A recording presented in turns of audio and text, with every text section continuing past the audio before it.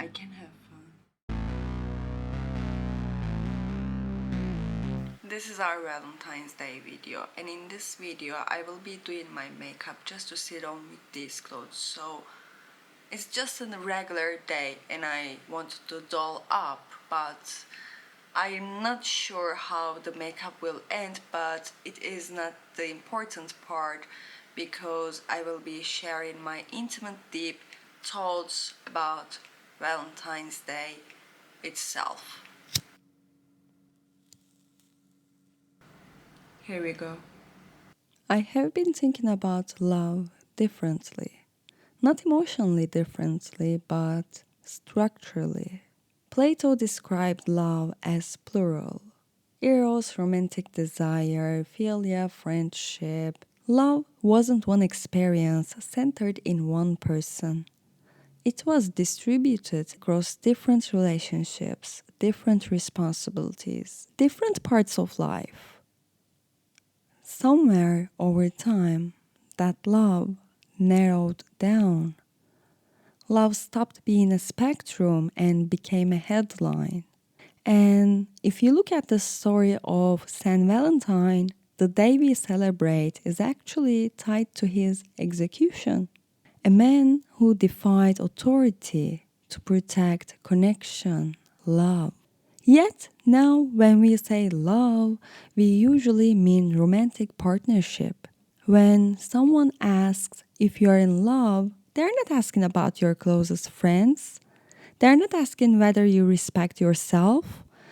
They are asking if someone has chosen you romantically. Romantic love became the dominant category. And once one type of love dominates, everything else quickly feels secondary. It creates a hierarchy of love. Romantic love at the top, friendship beneath it, family as background, solitude as something temporary, a phase before the real story begins, your love story. That hierarchy isn't natural, it's cultural. Romantic love is dramatic in the beginning, yes. I will never ever touch a contour again in my life. You text constantly, you reread messages, you analyze the tone, you wait for replies, you feel excitement, then doubt, then reassurance. That emotional fluctuation feels significant because it is loud. It gives you something to talk about. It gives you a purpose, a false sense of purpose. Attention reinforces what looks valuable to sell. So romantic intensity becomes the most visible form of love. But visibility it is not the same as depth. A friend who shows up every week doesn't generate plot twists. Respecting yourself doesn't look cinematic. It looks ordinary. But ordinary doesn't mean insignificant. The relationships that remain consistent over time shape you more than the ones that spike and crash, I swear. Consistency builds trust. Trust builds security. Security builds identity. That is depth. It just isn't flashy.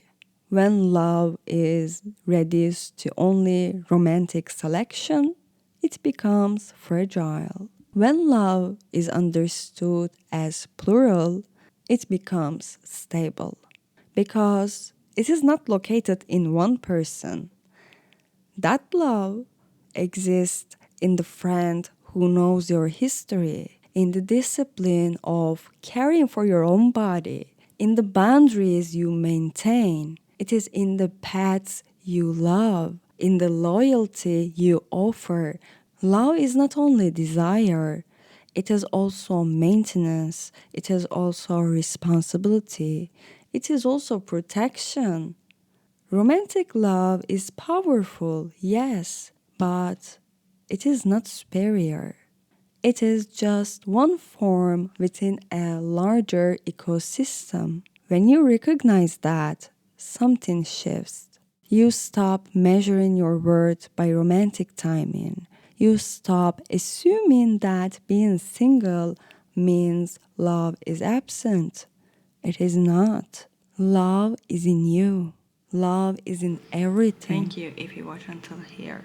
I wish you all good Valentine's Day, but not just with your boyfriend or girlfriend or your partner, whatever. With all of your loved ones, your pets, your family, your friends, yourself. Don't forget that. Love is not only one thing. Love is a plural feeling that we can have. We can love a tree, we can love a flower. You imagine it. As long as it vibrates to the higher level, just love.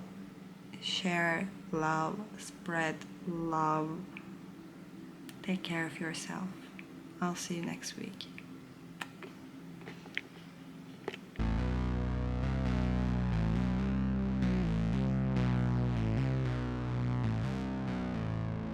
You were never behind.